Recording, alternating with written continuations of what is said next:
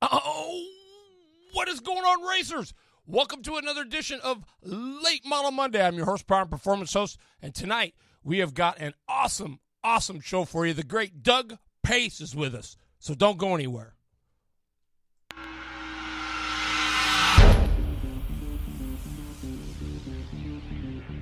You're dialed into the show that informs, entertains, inspires, and promotes all things that go left. Welcome to Late Model Monday, the weekly show to stay in the know about asphalt late models here in the Pacific Northwest. Tonight's show is brought to you by Miller Kitchen and Bath, Bailey General Contractors, and by Myers Floor Cover, Welch's Gun Shop, Flaming Pig Barbecue, and by the Wenatchee Valley Super Oval and the Leonard Evans Used Car Superstore, and by the great folks at Product41.com, McKinney Glass of Yakima, Atomic Screen Printing, and BLG, Blue Line Graphics. Be unique, stand out, and get noticed. www.blg.blue. And now, back to your horsepower and performance host, Terry Bridges, and the load, Jeff Eady. Oh, what is going on, everybody? Welcome to another edition of Late Model Monday. Super good stuff, man. The sun is out. We got a few clouds, but guess what? Guess who erases all those clouds? His name is Doug Pace. What's going on, Doug? Welcome to the show, man. An eraser, the great. Boy, you're building me up, Terry. I don't know, man. Yeah. That's a big bar to leap over, but I appreciate that. Not a lot, just like you, enjoying some sunshine, sitting out on the deck, talking a little racing in a time where talking about it's all we're really doing. But, well, we're just hanging out. So the family's good, everybody's healthy, and all that good stuff. Thanks to the Northwest Super Late Model Series, I got to say that because the first chance I really had to throw that out there. They have my wife fell and she hurt herself in January, and has not been good. And just be honest, it's been tough the last few months. I think we're all human. I mean, we're racers.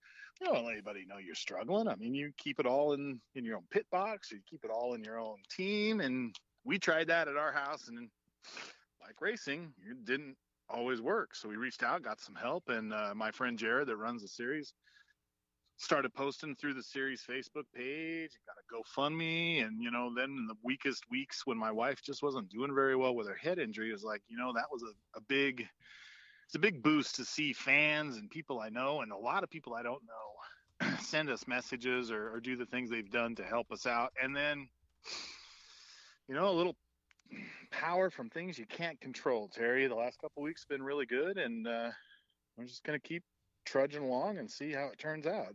You got to race the race from lap 1 to the end.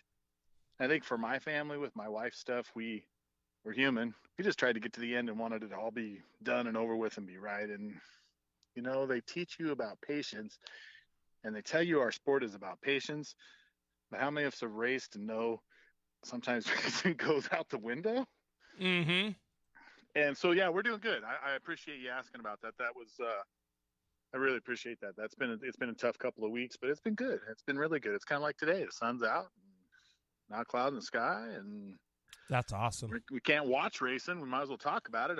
I'm baseball. If I can't watch baseball, I'm not going to talk about it tonight, but somewhere along the line, I'll probably stay up half the night like last night watching old baseball games. And that's just what we're doing.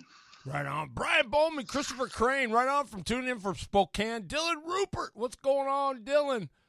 Well, hey, man, so tonight we're just going to we may wander, but first things first, let's kind of talk about you brought up to me when we kind of messaged on Facebook that the Montana 200, which I got to say I've never been to. It was one that was always on my list. I know. I've always made the excuse of oh my goodness, it's I'm gonna go, but it's kind of but now Terry for a lot of years. The Montana 200 weekend for a lot of years for me and my family, that's my wedding anniversary. And by God, bless my wife, because for years and years and years, we spent our wedding anniversary Saturday night at Montana Raceway Park watching that race, because that's just how cool it is. I hope you get the chance to see the show in whatever formatted it becomes or is in the future, because, man, there's a lot of cool stuff in the world when it comes to racing, from the biggest stars to the little tracks, but it is a cool deal. Awesome. George Dodsworth, what's going on, man? Welcome to the show. Thanks for tuning in. We're with the great Doug Pace. So, man, what is going on? What's your? I mean, before we get back into that Montana 200, let's kind of get things up to date. So, are you still with the Northwest Super Late Model Series in 2020? You know, I last year I helped them a little bit, and didn't get to the races I wanted to get to, just in part, Terry, because of schedule stuff. You know, over the last, this is year 6 for me working in Freeman High School, and whether it's calling, he leads you where he leads you. Every season, I'm coaching a sport for the school with the primary focus on basketball, plus working in the classrooms. And just like last year, there were just times where it just didn't work to go to a race, but the ones I got to, they were really cool. I went to Wenatchee, the opener, the beginning of the year, and I did. I always try to go to Yakima if I can. That's my hometown. It's my home track, and I went there for the Fall Classic and helped them out with that. And also, I know you brought up my family. I would be remiss if I didn't point out the cool thing about the Yakima Fall Classic last year was we inducted some really cool dudes into the Hall of Fame, and we lost one of those guys here a couple weeks ago, Mike Quisnell, and that was that Kevin's dad? That was Kevin's dad, and Mike. The best way to describe Mike in all the years I knew Mike was he was just a cool cat. When you walked into R&Q and Sela, Mike's just cool. I mean, he oozed cool. He was cool. He is cool, and just the stories he'd tell and the stuff he did and a lot of the things he told me in my life, just a great guy. And I was really, really honored that I've known Kevin a lot of years, and I got to put Mike into the Hall of Fame, and they asked me to do that, and that was just awesome. And then Ray Roebuck, who is the father to one of my best friends, Sam Roebuck, got to do that, and Sam came out from Charlotte for that ceremony. We did Leonard Barthel, and I mean, just the guys that we put in last fall. It was special. If it left me with, if Doug Betterall could never get the thing off the ground in 2020, which COVID-19 slammed on the brakes for that. Absolutely. I left the Fall Classic last year going, this was pretty cool. Now the race was pretty cool, but that Sunday with the Hall of Fame stuff was really cool. And then we lost Mike, like I said, a couple weeks ago, and the first thing I thought of was that afternoon, and it was like, wow, I'm glad we were able to do that. And he was so touched, and it meant a lot to his family. And I say, we were talking about Montana. If it's not Yakima, it's Montana.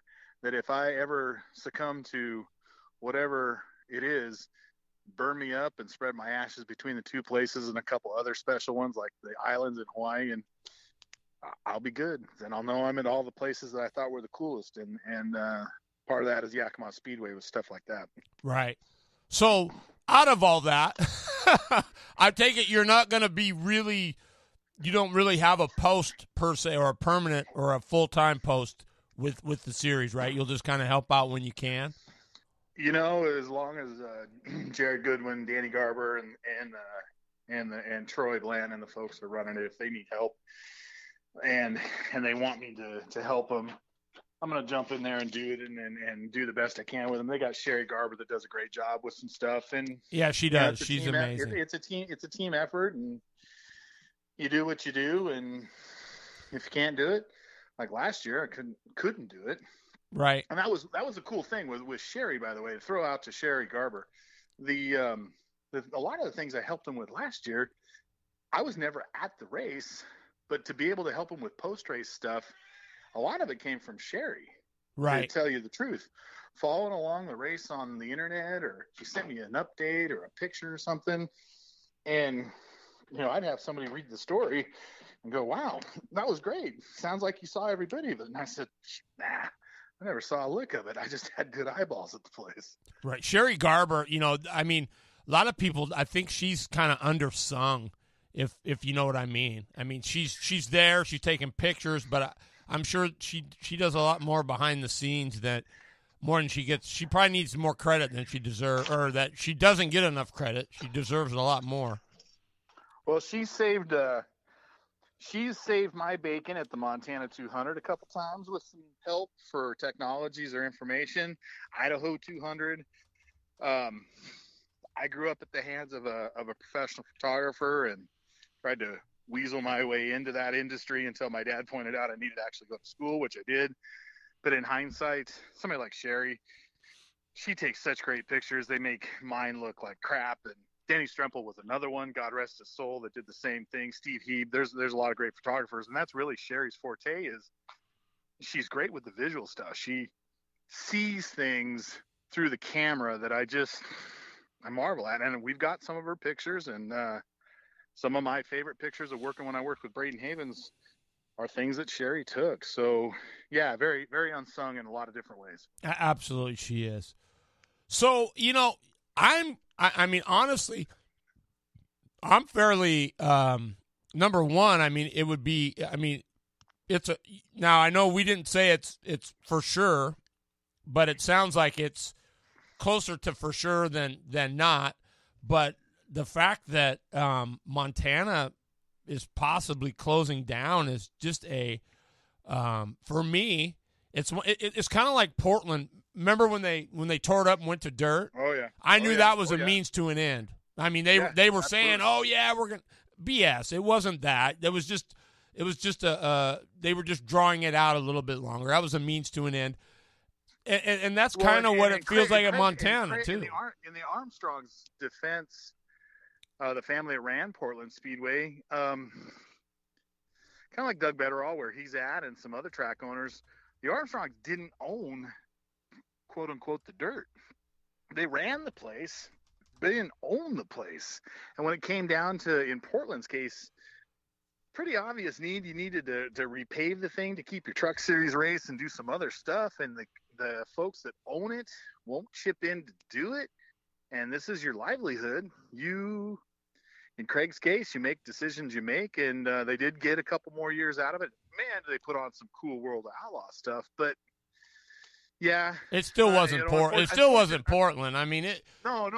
Of course, it was never the same as the paved version. But the big difference between Portland and Montana is, Montana's owned by a family, and they've had it for a while, and they've had a run with it, and we're at where we're at. And at the moment when they announced the track was going to close for 2020, thus the 200 wouldn't go off, I think I was like a lot of people. I think we all were. It was like, really, you pulled the plug this soon, and God, what a bunch of a-holes. You just screwed us all us racers. Well, you know what?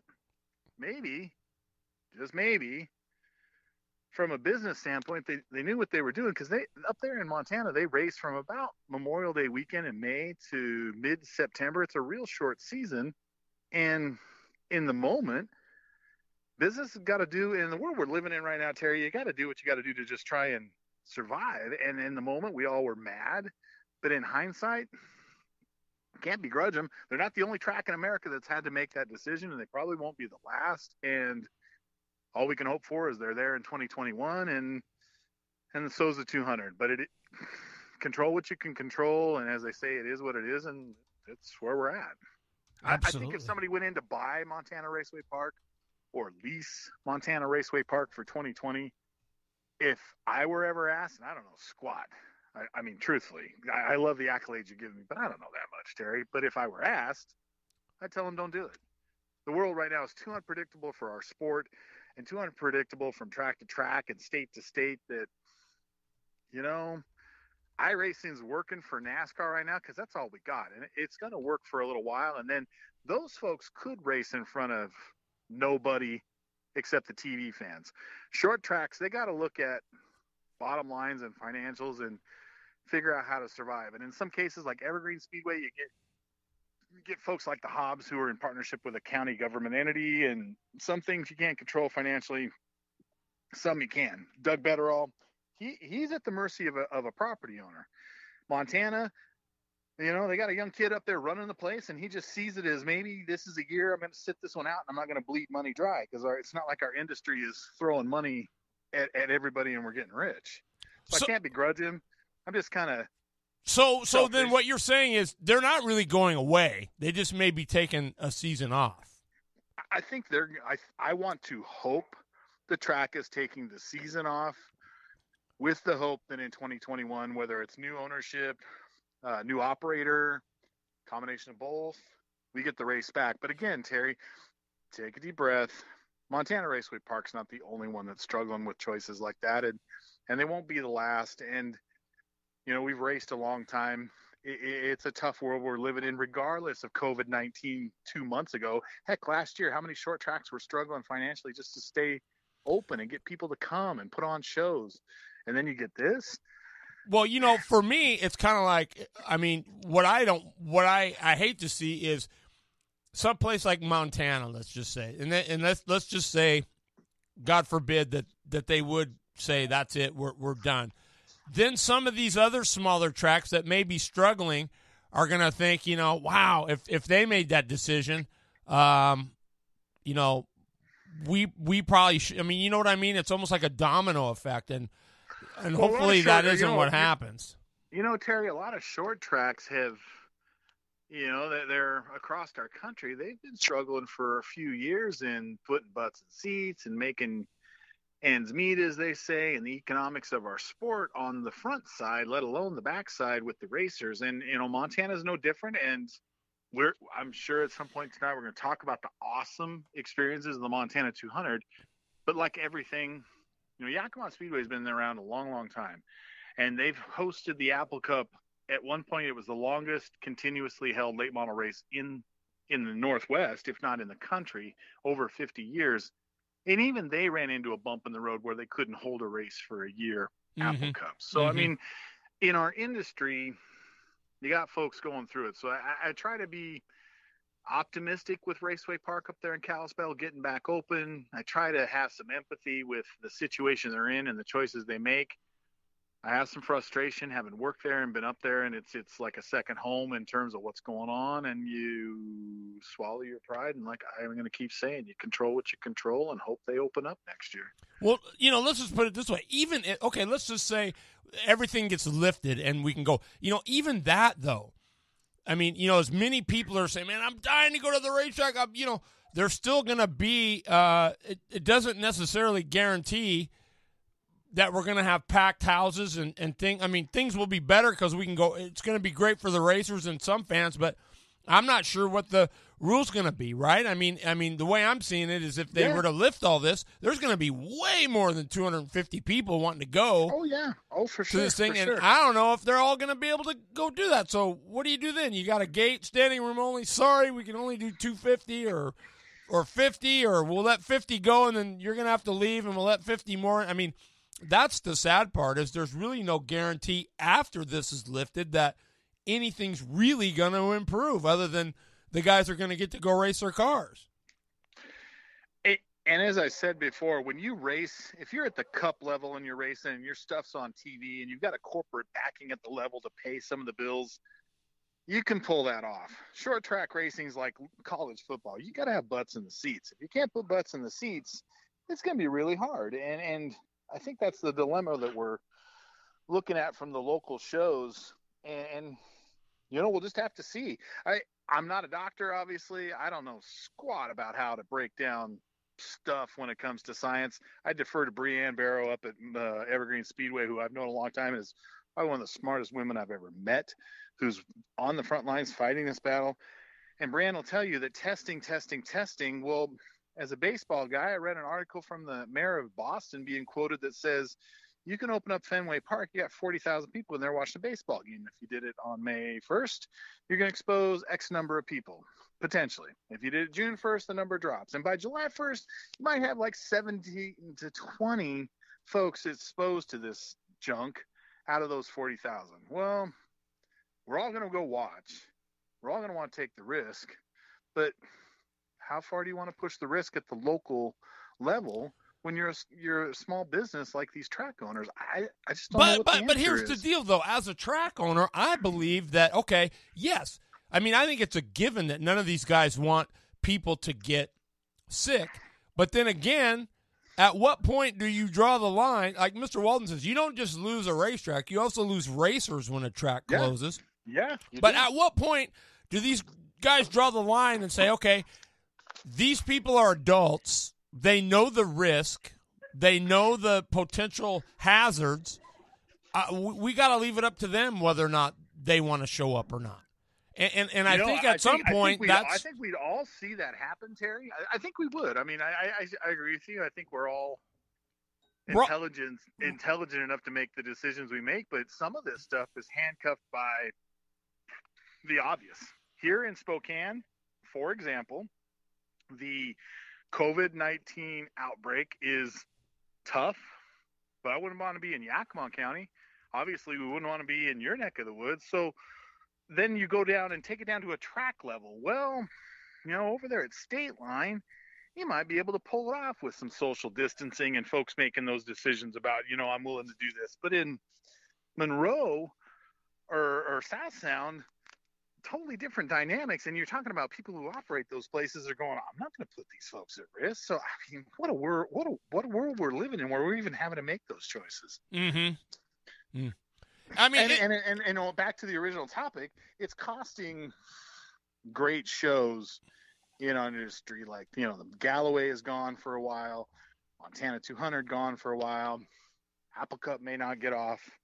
They already canceled the Leonard Evans and moved it to the Wenatchee 200 weekend for the Northwest Super Late Model Series, and on and on and on. And that's not even talking about the dirt guys. Or the hell, your neck of the woods, the Carter folks. I mean, it's just so tough right now to make decisions. I wouldn't want to be any of those folks. So when you bench race, talk about the things you know for sure. There's no Montana 200. We all know that. There may not be any more Montana Raceway Park. We all know that. That sucks. Take a deep breath and let's think about the good stuff. And there was a ton of good stuff at that event and some of the other events we just talked about that are gone temporarily, or God forbid, hopefully they're not gone for good. Right. Well, I think really right now, I mean, none of us really know what's going to happen, so we kind of got to just, like you said, take a deep breath, have faith that the good Lord is going to clean stuff up. And I mean, like I said, I don't know. I mean, even let's just say the Summer Showdown gets in. I mean, awesome. It would be awesome, but what are you going to do with all the fans? They got a 6-foot rule now. I'm sure that's going to stay. Honestly, I mean, the proposals, Terry, are there where, and there's a track that needs its gate and it needs its fans, no doubt. But there's a way in that venue to space families and fans and supporters and get the thing in front of actual live eyeballs and potentially get it off the ground. And you're talking about a race that currently scheduled for July. So, I mean, that's still a ways out. It's possible. Mm-hmm. Possible.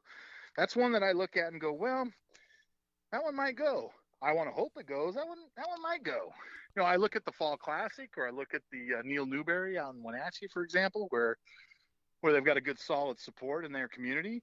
I think those will go. It's these races that are coming up here early in the year, or closer to the beginning of summer, that those are the ones I'm not so sure. Right. Just not so sure. And it isn't just the pavement guys. No, it's dirt guys. Dirt track racing. I mean, I've known Joey Tanner a long, long time. That kid can drive anything. I could put him in my Pinto Bean and he'd win races. But, those guys are struggling too to make decisions. And their grassroots support is the same. They need butts and seats, and they need people to come and put the show on. Well, let's just say what it is too, Doug. Okay, this COVID thing has made it bad, but even before that, even before this, we needed. I think we needed more butts in the seats. For sure. Even before this COVID hit, we're all hating it now because like anything. Once you have something, you don't realize how good it is until it goes away. And then once it goes away, it's kind of too late. And so let this be maybe a lesson to all of us that are race fans that, man, I know there's other things and people have lives and this and that, but if we really love the sport, when this is all said and done, we're going to really have to get out here and support these racetracks. I mean, there's just no two ways about it. Well, it's the same as supporting your local industries, too. I mean, do you want to eat at Ruth Chris, who took some of our taxpayer dollars? Do you want to eat at, O'Doherty's in downtown Spokane, who's a local family just trying to figure out how to make ends meet? I mean, those answers are obvious, but it's the same for the short tracks. And by God, we've all sat back, Terry, as race fans, and said the darn cup races are too long.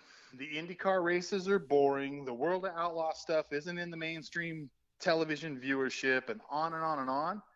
And through iRacing, you got to tip your hat where you got to tip your hat. NASCAR is onto something where you watch. I have no insight. You watch in 2021, maybe some races are cut down lap-wise, and the formats are cut down to be less days.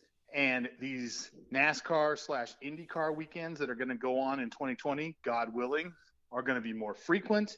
And our industry will come out as a stronger body because of this. And that all comes back to the local track. Why do they have those ideas? Because that's what we do every flipping Saturday night at Cottage Grove or South Sound Speedway or State Line or Yakima or anywhere else. I agree. Qualifying and races should be on the same day. It shouldn't be this. You don't need to be there 4 or 5 days. I mean, you give 1 day for practice, I guess. But even back in the old days, you had a little practice in the morning. Most of these tracks these guys have been to, long enough and enough where they don't need a whole day and 2 sets of tires and whatever to practice. You know what I mean? They should already. Well, hey, hold on, Terry. One of the best memories, we were talking Montana 200 when we started our conversation. The best memory of Montana 200s that I have, there's some eras and some dudes. One of them is Tom Sweatman, and the Sweat Hog comes to Montucky. And when the Sweat Hog comes to Montucky, the Sweat Hog pulls out a wad of dollars or a blank check, and the Sweat Hog will buy every stinking tire he could to pull the hairy hog to find the match and special set for his race car. So, I mean, those stories are funny today, but that's where we were in our sport. And you're right, we need to get away from that kind of stuff. But, oh, man.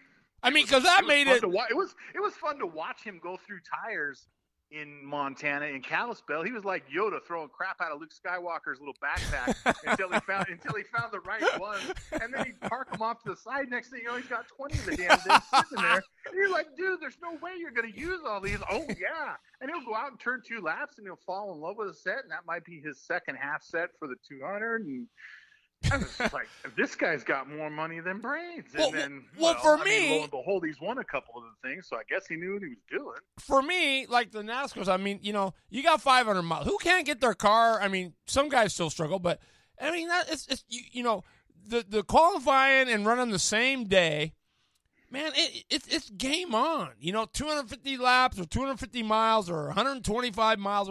Now it's game on. Now you gotta be dialed. You don't have 5 hours to get your car dialed in, or you don't have 500 laps or 5. I mean, it's game on, and that's what I love about short track racing is you got to be on your game right out of the gate. You don't have all day to clown around and try this and put us. You got to be up on it from the moment you get there. And you can't come in. I don't know. That's why I say, give me a half mile, 3/8, even a quarter mile or half mile late model show any day. I'll take it over a cup race all day long. Well, again, back. Sorry, I mean for NASCAR, but that's just me. No, you're right. Back to where we were kicking off the top of the hour. That's what really, Terry, that's what's, like I said. That's what made NASCAR, Doug. That's what made NASCAR. That's what makes our sport so cool is because it is like that. Now, in the case of the Montana 200, part of the spectacle and the allure was watching the gamemanship and the tricks and the ideas bounced around over the course of the week. But at the end of the night, it was still a you got what you got race. And, back to the Sweat Hog story. Well, Dylan Rupert says win a race missing 3 panels and all that stuff. LOL. Yeah.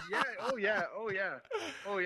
I mean, those are things that are gonna resonate with the local fan base, and I think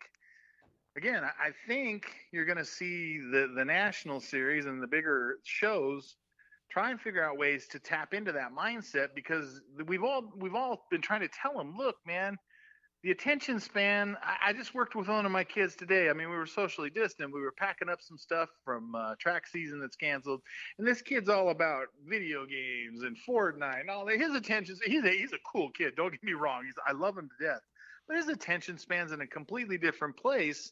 And that's the market you want to tap into, is those kids, because you want it to be short, sweet, and to the point. And I think that's the hook with iRacing, and I think you're going to see some of that when they do get out there racing for real life. And oh, by the way, we do that every flipping Saturday night at your local short track. So if you like it, go pay, like you said, go pay the $5, $10, $20, whatever it takes to watch a local show, and get out there and support them, because these guys that are doing it on Sundays are privileged to have the kind of schedules they have in terms of the practice and everything else. But, man, you run K&N, you run back in the day the Northwest Tour, you run the SRL, you run the Northwest Super Late Models, Cars, Pass, I don't care, World of Outlaws.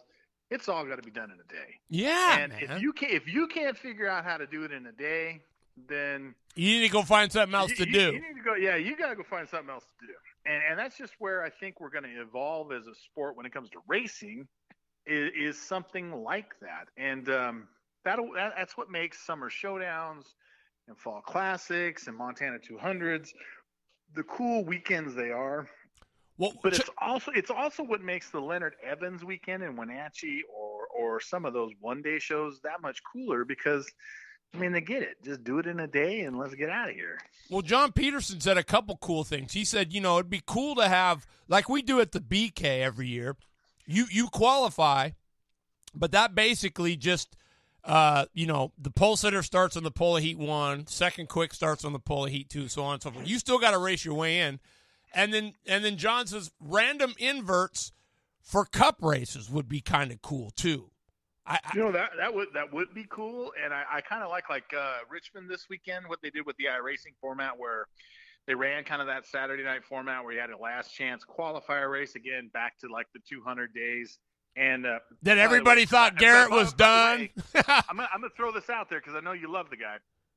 The only mofo I've ever seen in the world that left me with my jaw on the ground at a huge event is your guy, Garrett Evans, because I literally watched him start last in the last transfer race, get into the next transfer race, start in the back, get into the next transfer race, start in the back. Next thing you know, he's the last guy in the 24-car field for the Montana 200. And oh, by the way, he goes up and wins the damn thing. That's right. And so those are, and the flipping place was going nuts. And it's Garrett's only win up there for that level, the Montana 200. And I mean, I guess if you're going to do it, by God, you're going to do it in that way. And these guys on Sunday, they've done those things too. But it might be time to remind them just how hard it is to win a race on a Saturday night or a Wednesday night in State Line or a Sunday afternoon somewhere, because let alone going through 2 consies, Oh, it was so incredible to see. That's probably, and I've known Garrett a long time too and seen him wheel a car to some incredible victories. That by far, in his 60-plus years of walking this earth, is probably one of the greatest things I've ever seen him or anyone else pull off. Because every time I kept thinking, well, you're gonna run out of poop here somewhere. The luck's gonna run out. There's no way. And he gets all the way to it without a scratch on the damn car to start in the back of the Montana 200 final. I've watched guys that have raced through that race in the consolation races, and by the time they get to the main event, their car's beat to crap. And Garrett, through savvy or luck or obviously skill, No way. And then he dodged a few things and he figured a few things out. I mean, hell, he had so many laps on the weekend to figure things out because he was actually in race trim versus all the dudes like Sweatman who'd burn up tires just to practice, that he figured it out. And you know, the guys on Sunday, they've got a lot to learn from events like that. Mm-hmm. They do. I mean, well, I'll just tell you a quick story that Garrett had never ran on dirt. So he come down, and I go to Portland, and I see him run. I say, hey, you want to come run my car? He thought it was a J-Lop. I guarantee he did. So he gets there, and he couldn't believe it. He's looking at the car, and he's like going, oh, my God, the Panhard bar's mounted to the frame on the left. And we had all this. Everything was backwards from what he's used to. And he goes out there, and do you know, he goes 4/10 quicker than I've ever been in the car. Right. And you talk about pissing me off, I'm telling you. But if anybody's going to go quicker in my car, I'd like it to be my hero, and it was. And so it was cool. I'd never been prouder pushing my own car up, seeing Evans in his driving suit, knowing I was pushing it up for him to go roll. It was probably the biggest honor I've ever had in my entire anything I've ever done racing, which isn't much, but it was still a big deal for me. You know, we're talking 200 and big race history with the closure of Montana, at least for this year, and no more 200 for at least this year. For me, when I look back at, it started with Lance Wade, who's a Canadian, a great short track driver, wins the very first one, to last year's Owen Riddle. And there's certain guys that jump out at you, or certain nights that jump out at you in the history of this event. And there are the region's greatest drivers, and Garrett obviously being one of, if not the best in our region in its history. And Garrett has one of those trophies, and he doesn't do it by just going out and making it look easy like he's done in so many shows. He left us all with something that we'll never forget. And he's that. And then, the Sweat Hog story with tires. And there, Owen Riddle, for example, is currently the Montana 200 champion. And they're not going to take it away from him this year, obviously. But the very first time Owen goes to Montana Raceway Park to run the 200, he blows up before he qualifies, but yet he was the fastest car in the house by a mile. And his dejection is you couldn't console the kid. But you could tell that day that he'd be back. And by God, he's up there with, the legend of Peltier and Peltier. But he's up there with Gary Lewis, by the way. Lewis had a car, Terry, that we dubbed the $250,000 car.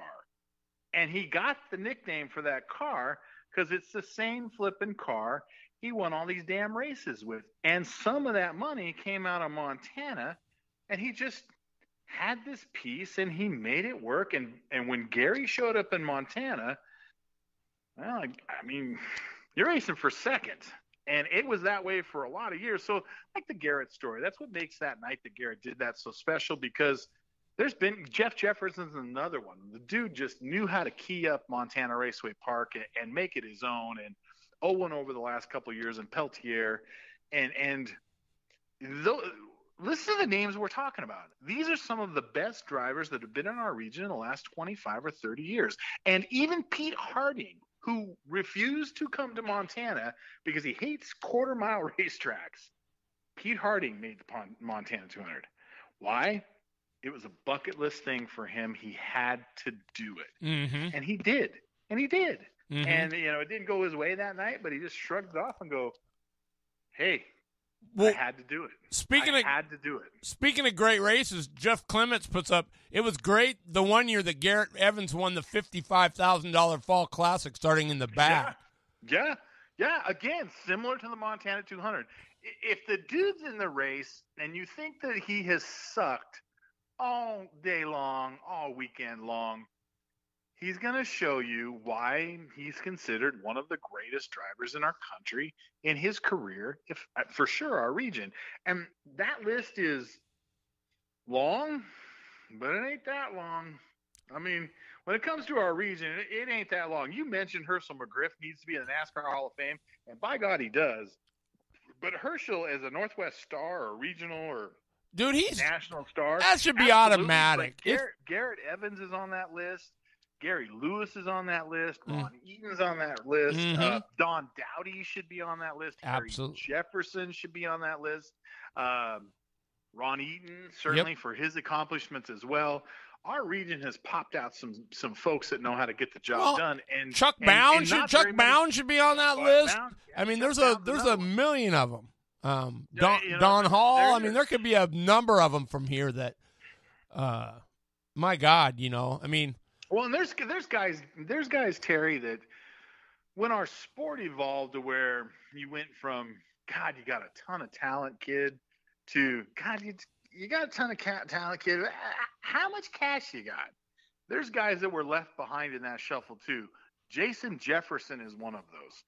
You can dial up Kyle Busch every day and twice on Sunday, and as far as I'm concerned, cool beans. I'll take Jason Jefferson. And he's a kid, and our country's littered with it. But he's a kid that when he was in his prime moment in life to have that break, it was all about the flipping checkbook.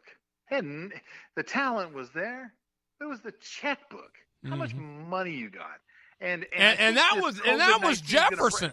Everybody thinks Jefferson's is loaded with dough, right? Because of everything you're right. Over the years, and look at that. I mean, but I think where we're at as a business in the company mindset is guys like that are going to get cracks again because they take care of equipment. I listened to a story with regards to the NFL, which is certain teams in the NFL are signing veteran after free agent veteran after guys out of the XFL and CFL. They're signing all these dudes because they got experience. And in the world we're living in right now, the college kid coming into the sport has talent, but he's not really going to be ready to roll when they turn on the lights. But these guys that have been playing for a while, and I don't care what level they're at, they do. Well, racing's the same way, and I want to hope something else that comes out of our sport is you're going to go back and look at the guys at the local level and go, Ty Majeski, it's cool to see him race. Yeah, I know dude's got some cash,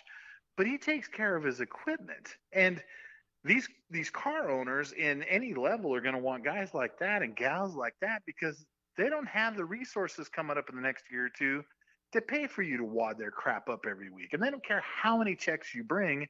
They'd much rather have you run. In some ways, we all want to win, but if you're running fifth and I don't have to have my guys in the shop pound out all the dents you put in my race car because I only got 2 of them, there's something to be said for that. And back to Jason Jefferson, that's what that kid did in his moment when he was being looked at from Bobby Hamilton Racing and some of the other places through Dodge. That's what he was going to give somebody. But when it boils down to, Gary Lewis was another one, Kevin Hamlin, when it boils down to the damn checkbook, that's where we went astray. And I think right now when we all kind of humble ourselves back down to the things that are going to make it work, maybe we'll take the damn checkbook out of the equation too. Sweatman didn't need all them damn tires at the Montana 200 because he was only going to use 4 of them just like the guy next to it. That's what I mean. And to some degree though, I have always said that imagination and that is what has allowed the poor guy to run with the rich guy. You take that away, and you've now taken you've even tied the guy with no money. Instead of tying one hand behind his back, you've tied both hands. When you start making rules where guys can't use their imagination and do these things, to me, I've always said, there's there's the haves and the have-nots. Let's just face it. That's the way it's always going to be. That's just racing. I don't care how much you try to equalize it. We all know a new set of super hard compound tires are going to be better than a 5-race or 4-race or 25 laps or 100 lap set of hard tires. I mean, you just can't get away from that. And some people can't afford to put those kind of tires on. So to me, I think yes, you got to have rules, but you can't rule it to death where you take the imagination out of it. I mean, That's what allowed the poor guy to run with the rich guy. I've always said, you know. When I worked with the Havens, with Braden Havens and that race team for a few years, and we ran late models and we ran K&N, and there's this perception amongst the fan base and those in the sport, well, those guys are loaded with money. Well, you know what? We had as a race team the financial means to go out there and compete and have good equipment and get to those shows. But when we rolled up and we're going against the McAnallys and the Bucanis and some of the other cats in the K&N shows that were very blessed, and we were able to hang with some of those teams, those were wins, dude, because sure, we were staying and eating how we were eating, and we were traveling how we were traveling. I mean, his life as a NASCAR dude. But when you roll up against those guys, really it kind of boiled down to the piece you got, the guy holding the wheel, the cat's working on the race car, and let's see what we got. And sometimes the money didn't always shake out in the very end. I mean, Braden won the pole at State Line in a car that Danica Patrick used to drive at Pocono. It's not a car that was supposed to be racing quarter miles, but the kid figured it out. Team figures it out, and boom, you get a pole. I mean, runs up front in that POS car. When it was a POS, it got better. But when it was a POS, ran up front in Monroe a couple times. Why? The kid knew how to drive, and he knew how to get around certain racetracks. And the money equation, like you said, the tires are the tires, the setups are the setups. The guys working on the cars are. They've done their homework. Well, yeah, I'm talking about though. I'm talking about the Agni Howells and some of the guys that, you know, maybe that's Agni. Agni, yeah. Hold on. That's Agni, by the way. I want to make that okay. clear. Agni Howell. But my favorite racing memory is to go to Montana and call a race that Agni Howell is in, and Agni Howell finished the entire race, and I called him Angie the whole. So did I. I thought it was a chick too. It wasn't until I saw him the whole damn day. I and know. The dude comes up to me the very first time I met him, and I read about it. He probably punched your lights. Yeah, my name's Agni, and to this day, he is somebody that, and he's such a cool dude. He's somebody you pick up the phone, he'll give you the shirt off his back. Yeah, that's right. Memory I have of Montana and of Agni Howell, because I did that and I felt like crap. I'm like, oh no, but you know what, dude? He's one of the dudes. I mean, I root so hard for guys like him. You know, back in the tour day, like Lori Cover and Pete Nash and some of those guys that were running down that hand-me-down.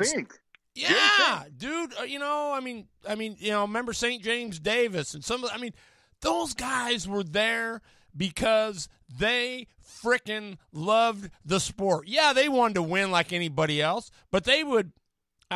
Okay, let me ask you this: if somebody came to you and said, "Doug, I got this car. It's probably not. It might be a top 5 car, but we're probably top 10. But I want you to run it for the year. We're not probably going to win many races, but because of the car. But I want you to drive it. Would you drive it? No, but I mean, see, I know a lot of dudes. See, and I'm gonna go back to somebody I brought up here a minute ago, Terry. No, but let me finish. My point is, though, that is the wrong. To me, that's. I'm not telling you wrong, but for me, that's if somebody came up and did that to me, I would say absolutely. You know why? Because being in the car, being a part of that, it's not always about winning. I mean, at least now that I'm 57.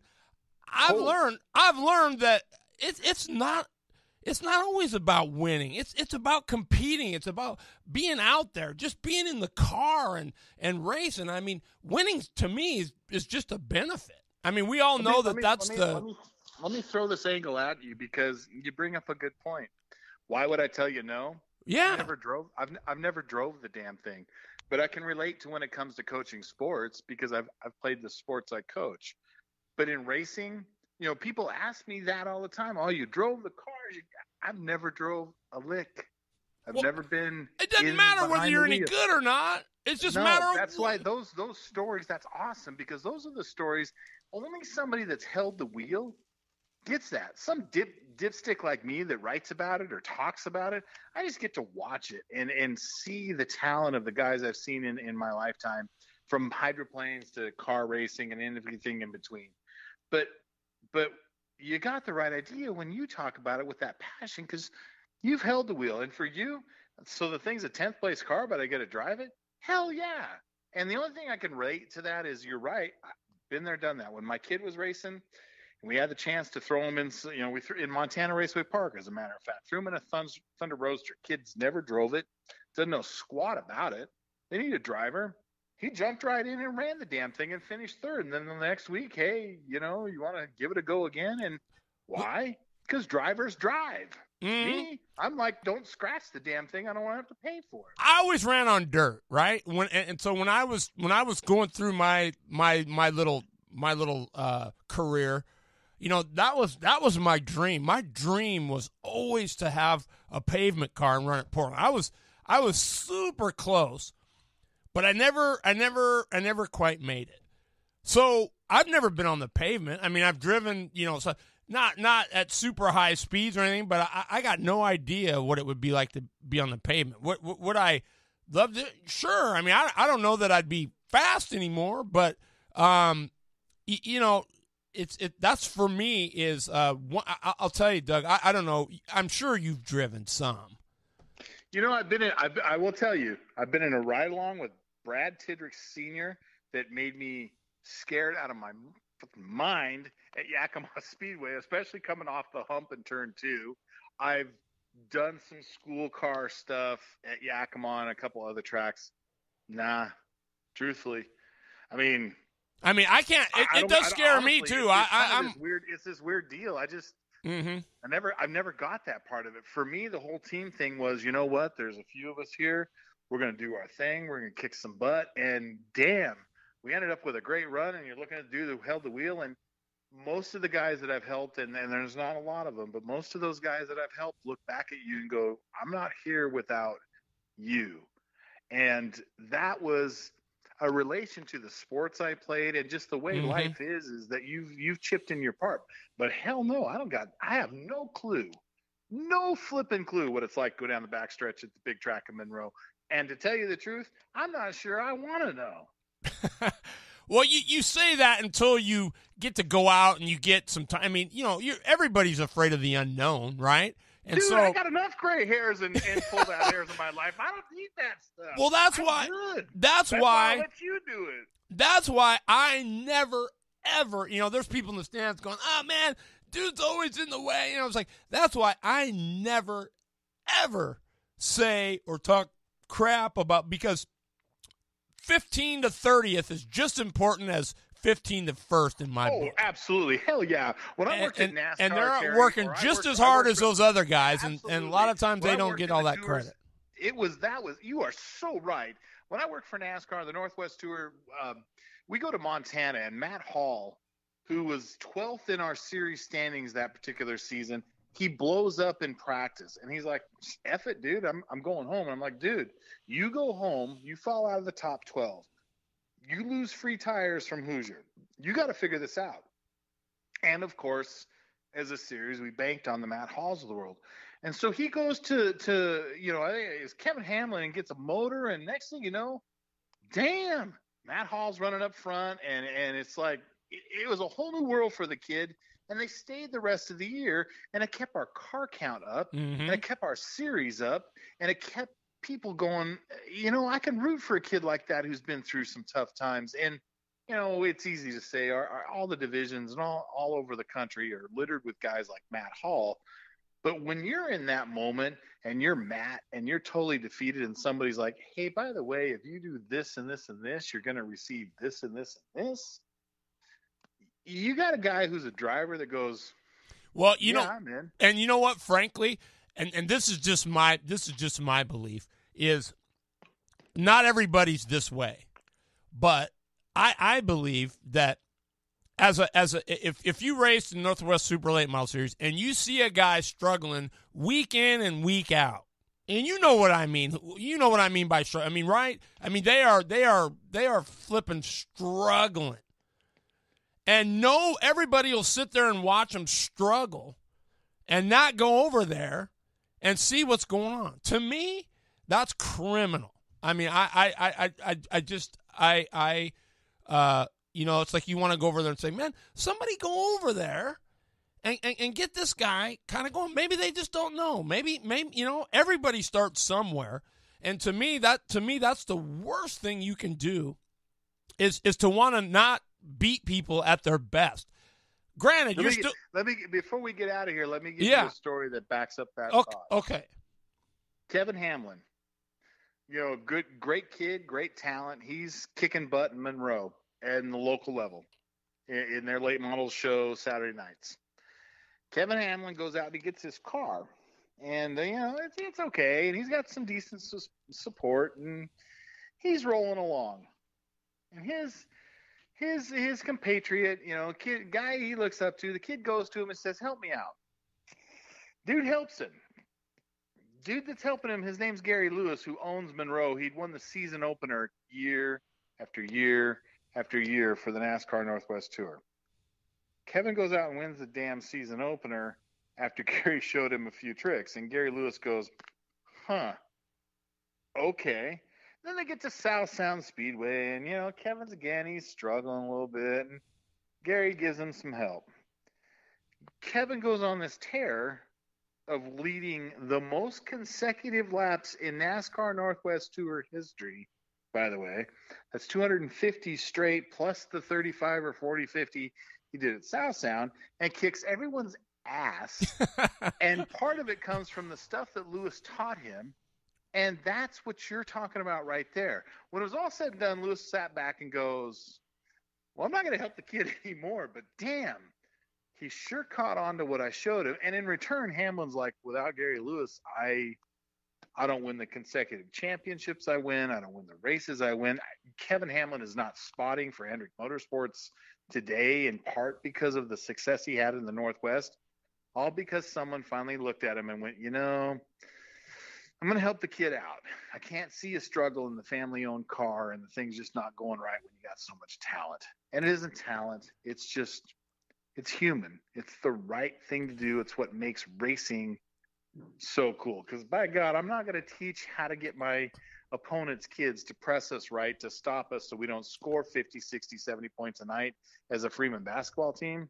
But for some damn reason, Terry, in racing, we're willing to look at the dude and go, have you tried this? Have you done that? And then he kicks your ass. And you go, I guess it worked. And that's what makes our sport so cool. And the thing you got to remember, too, is, like Lewis, that's what, to me, that part is what makes Gary Lewis great. Not that, he won a lot of races. He was great anyway. Hold on. Do you know how? Don't put him in the ground yet. He's still great. But I'm saying he doesn't run like he used to. I'm just saying that's what doesn't run as many races as he used to. Yeah, but he comes out to the state line and he wins the Idaho 200. Boom, like that. But those are the things that, to me, at the end of your career, when you're said and done, the people. A lot of people don't know that. But the people who know see it. And to me, that's part of what being great is being more than yourself to say, hey, you know what? I want to beat my competitors at their best. Well, before we get out of here, back to another great driver story that goes to how our sport is. Garrett Evans was willing to loan Gary Lewis a race car when the two of them are battling for a NASCAR championship so that Gary could win the championship. And Garrett knew that if he gave him a car or gave him a motor, because Gary had lost a motor and had some trouble over a couple of weeks, and they were just in a tough spot. And Garrett's like, whatever you need. And it worked out where Gary got it figured out with his family-owned team. But Garrett never hesitated. He never thought twice about it. And those are the things that Terry, those are the things that whether you're in Southern Oregon or Cottage Grove or South Sound or, Mission Valley over in Montucky or some of these other places, Western out on the island, that's really why you said earlier, we got to go out and support when these things get open again. Go out and support that stuff, because that's who these people are. They're professional athletes who are just like us. Because as Gib Brady Pass taught me when I started working for NASCAR, when you're paying these people to put on the show, they're professional athletes. I don't care whether you give them $50 or 50 million. They're there to put on a show for you. So by God, go out and support them. Oh, Doug, you know better than that. Come on now. Come on, you know better than that, Doug. Have that fixed by next week. I love Gib. Well, He was a good dude. He was a really good dude. You know, Gib gave me a break in NASCAR, and you know, I grew up loving hydroplanes because that's what my mom loved. Mm-hmm. I got to work in hydroplane racing for a lot of years, and I loved it. And I got into cars and loved it. And then I got a chance from Gib to work for NASCAR. And, you know, when it comes to the racing side of my life, a lot of what I'm doing, there's only a few dudes that get me here, and Gib's one of them. And I miss him, and I'm blessed to know him. And he was a character. Mm-hmm. He was a character. And by the time I got to work for Gib, he was that elder statesman role in the sport. But what a blessing. Yeah. What a blessing to work for a guy like that, and to hear the stories he told us, and just miss him. The Virginian, you know, he was fun. And yeah, there's a whole nother night of Gib repass story. Man, and maybe, and you know, I got to get Fuge back on, because I know when I broke down the last couple weeks, I want to do that for everybody. But here's what I'm going to tell you, Pace. You and I don't care if we got to go to Meridian or something. You and I, we gotta call a race together. Well, you figure out when they want to open a flipping track, and I mean, we could do that. I don't care whether it's go-karts or super late models. I mean, I'm just we'll do both. You know, but I mean, I gotta call a stock car race with you. Before my days are done, I gotta say, man, I called it with Doug Pace, man.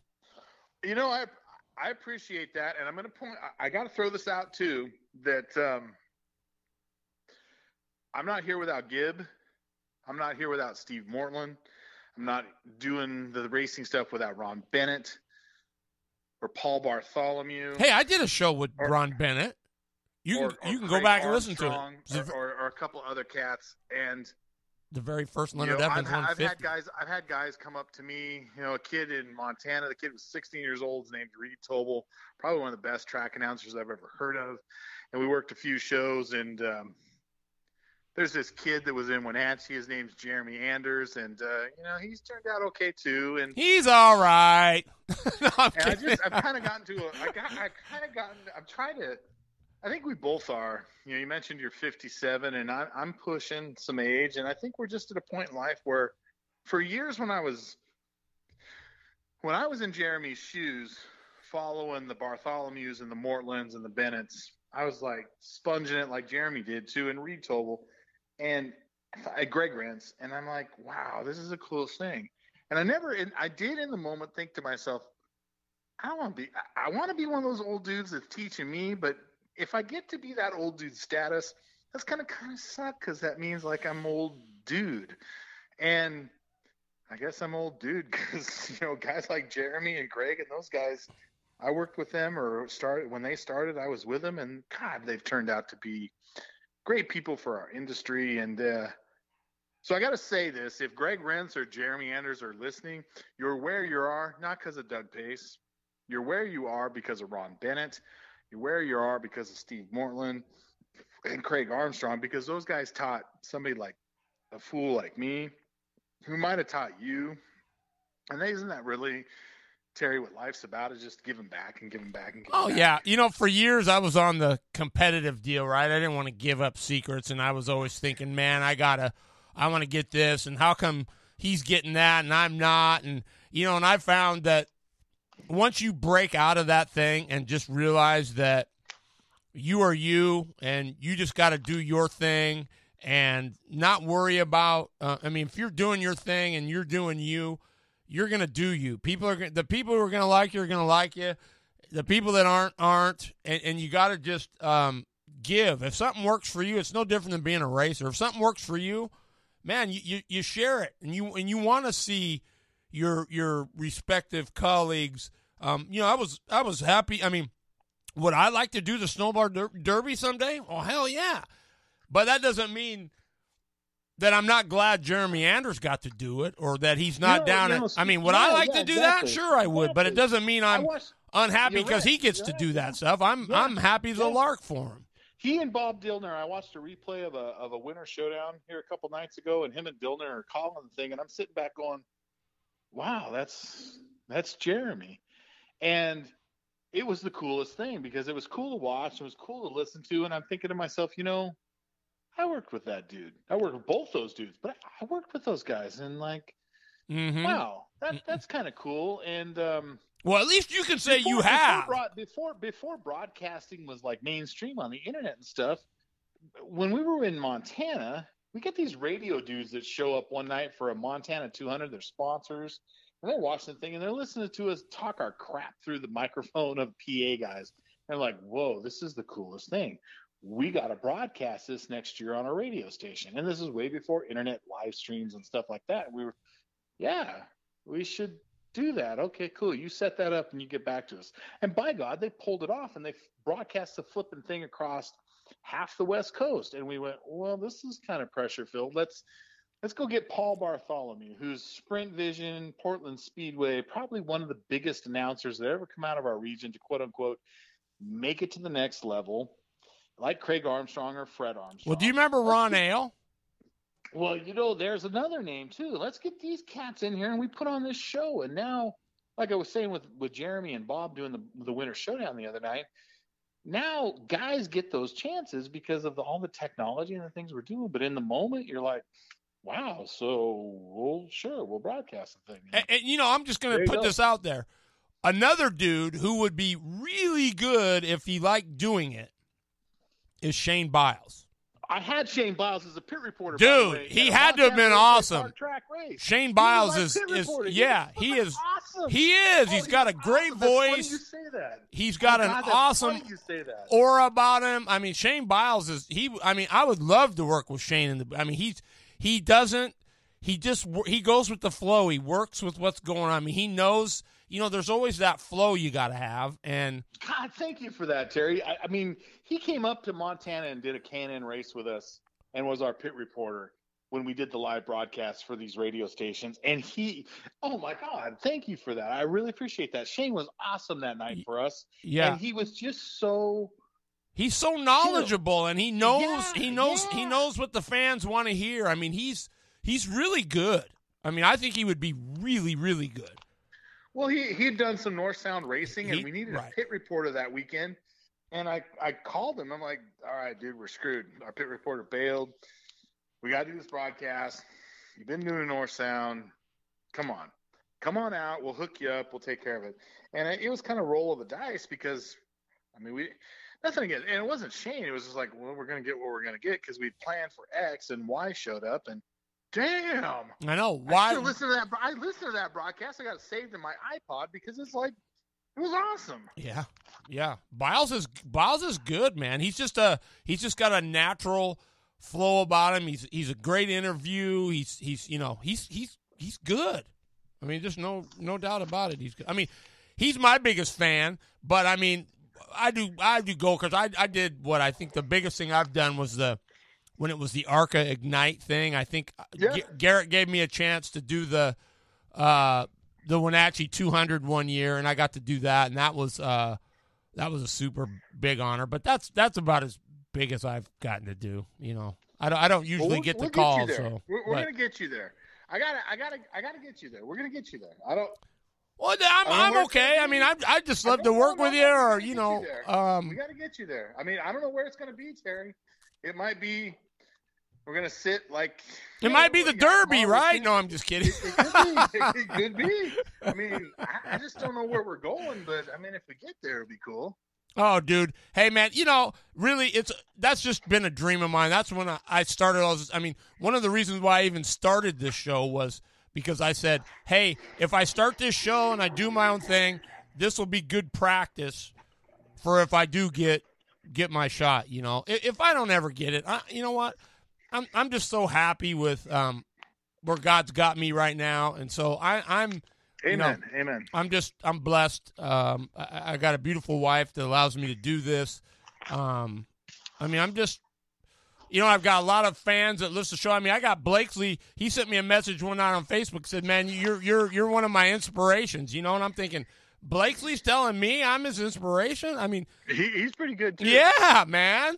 And so for me to hear that, I mean, that made me kind of feel really, really, really good. I mean, gosh, coming from him, I'm thinking, you know, I'm the last guy he's going to think is an inspiration. But, hey, I haven't met the guy in person, but we've helped each other on Facebook a little bit. And I was having some problems with Facebook. He gave me a little pointer, and boom, it fixed it. So that's the kind of, like I said before I let you go, just like you, just like Garrett, just like, you know, even if it ended tomorrow, all the relationships, all these people that tune in, all these relationships I made, dude, I'm blessed beyond belief, man. I mean, I don't even know how else to put Terry, it, man. The blessing comes from the growth of technology or fan following, whatever it may be. The blessing comes from, here we are, Monday, April 20th,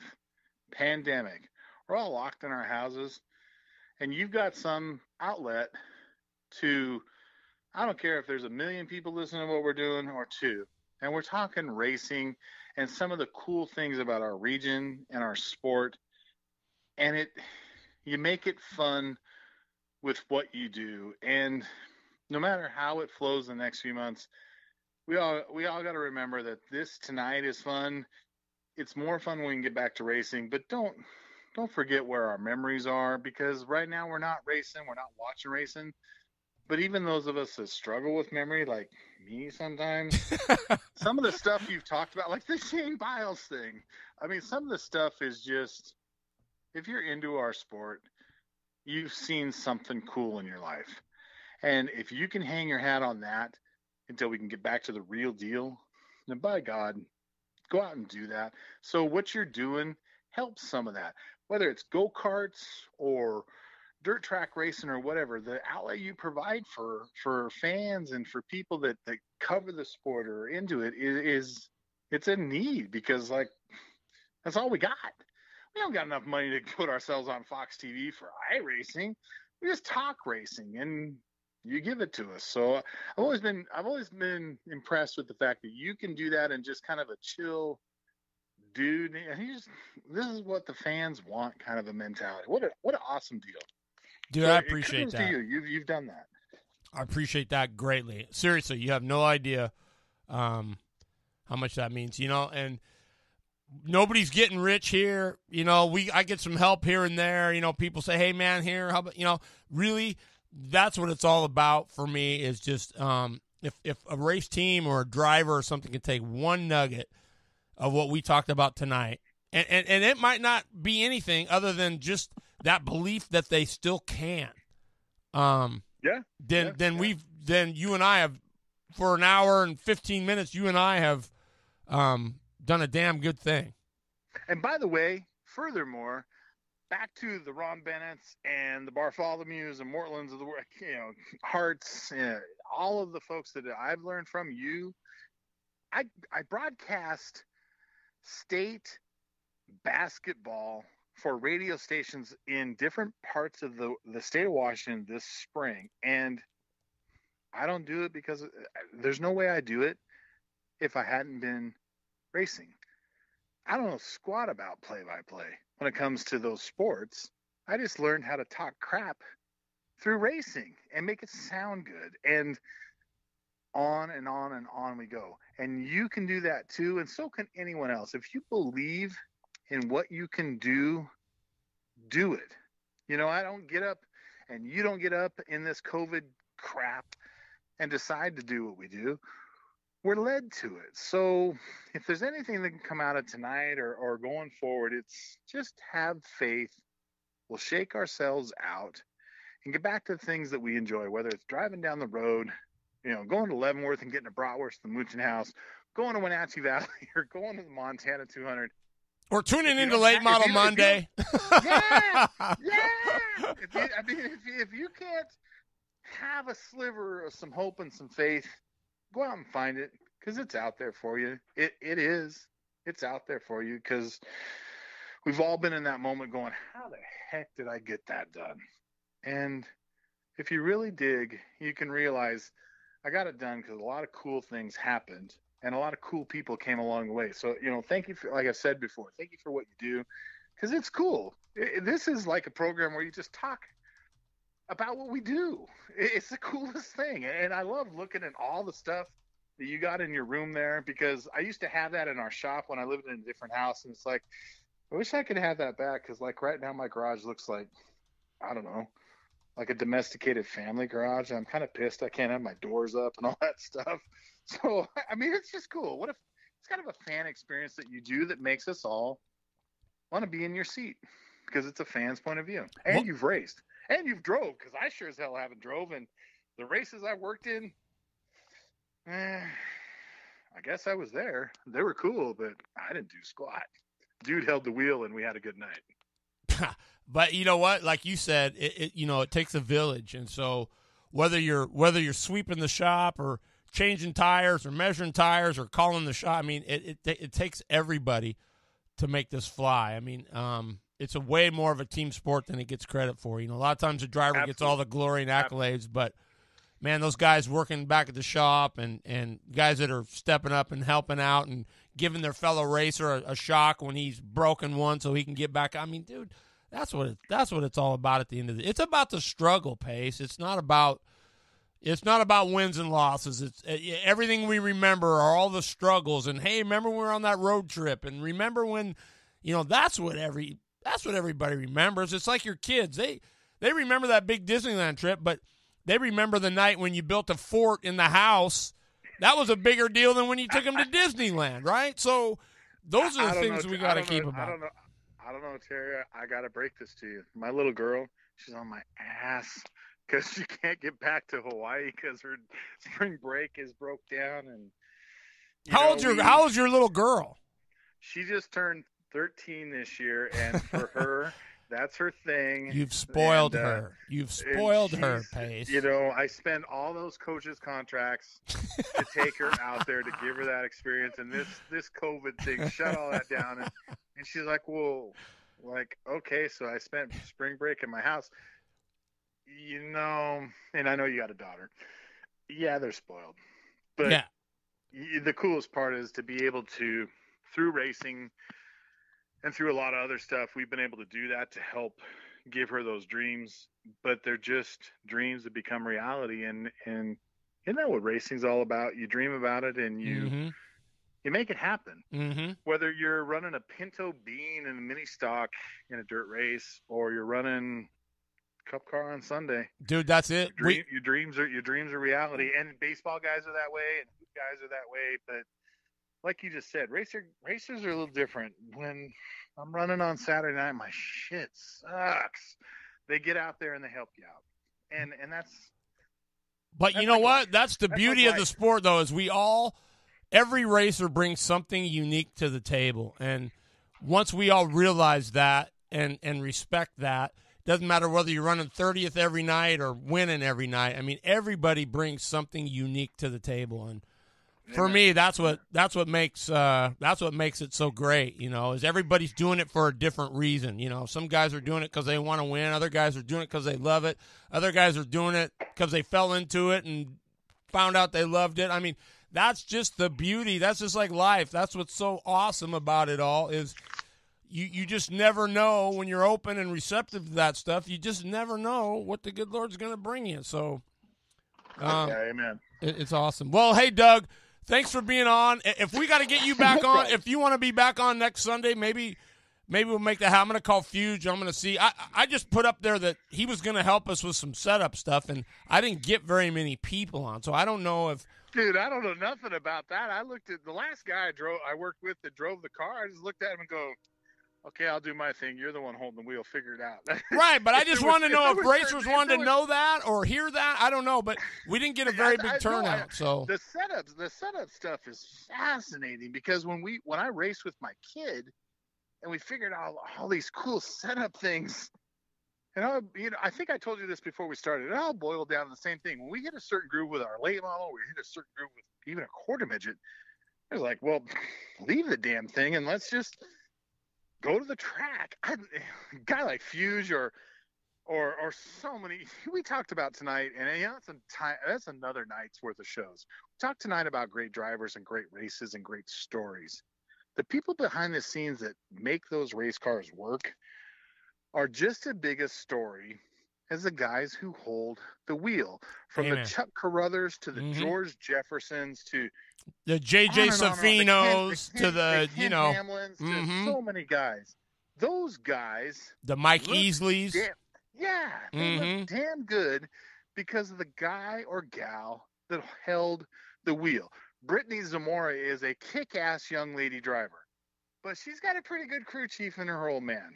Mike. You know what? I gotta say, Mike Zamora he's probably one of the most underrated setup guys I've seen in a while. I mean, you put up Setup Sunday on your broadcast here, and that'd be fun to listen to, because there's those of us that have raced that are like, dude, I don't got that shock, I don't got that spring, I can't get that stagger. Oh yeah, we're going green in 10 minutes. Oh crap! And then the dude figures out how to make the thing work. MacGyver, yeah, and then you're the guy working on the crew, or the crew chief. You're like, right on. I planned that all along. So yeah, if you could set that up, that'd be cool to listen to.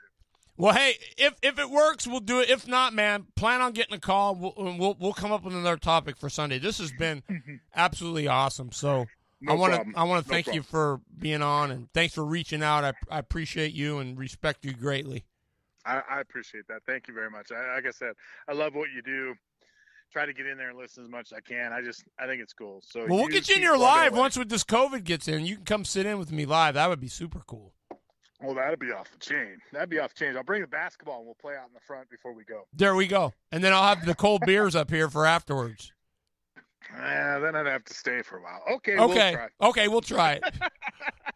Thanks, you Doug. Take care, Terry. Okay, thank buddy. You very much, my brother. Yeah, thank you for tonight. That was really cool. It was really cool. Cool to reminisce, and I hope that the 200 million that listen to the stuff that we talked about tonight, I hope that they enjoyed that. Yep. Because that's what it's all about. Our sport is the coolest sport in the world because we're all one big family. So thank you for what you do. Thank you, man. See you, Doug. All right. You take care, Terry. Bye-bye. Okay, bye-bye. All right, everybody. Doug Pace, what a good guy. Thanks for tuning in. I know we kept you a little bit over, but it was going good, so I didn't want to destroy it. I don't know what's going to happen next Monday night, but I'll have something cool. Hey, if you like this show tonight, I got to give a big shout out to Miller Kitchen and Bath, Bailey General Contractors, Myers Floor Covering, Welcher's Gun Shop, Flaming Pig Barbecue, the Wenatchee Valley Super Oval, and the Leonard Evans Used Car Superstore, Product41.com, Atomic Screen Printing, Barrera Garcia Motorsports, Jared Sessler Motorsports, Joe's Race Products, and BLG. Be unique, stand out, get noticed. www.blg.blue. Support them. They're great. I love you guys. Remember, put God first, then yourself, then your family. Everything else falls into place. And if somebody's on the bottom, go to the outside. Peace. Love you. Have a great week.